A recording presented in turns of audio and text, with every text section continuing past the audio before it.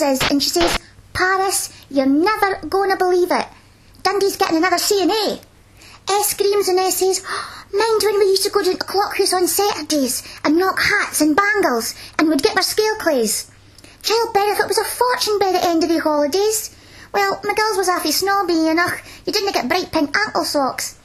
Anyway," she says, "well, there's going to be a new one and there's a big competition.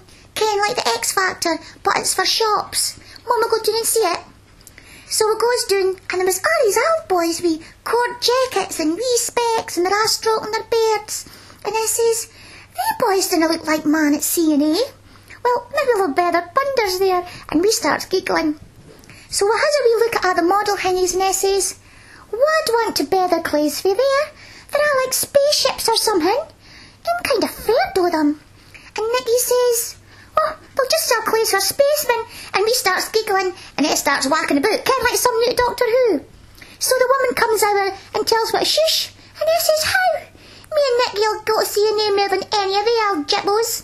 And she says, "It's not C&A, it's the V&A.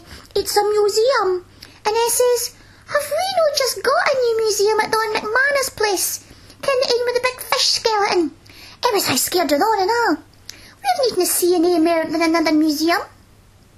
Nicky says, "Bon, let's go and have a look. Nae old boys that stink of pish in there."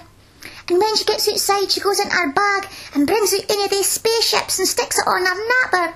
So she's running up the road with the museum on her head and she's shouting, "I'm a work of art, I'm a work of art." And he says, "What can I do to be a work of art?" And she says, "Well, but no, I like spaceships in their Paris. Just let down, because any of them looks just like your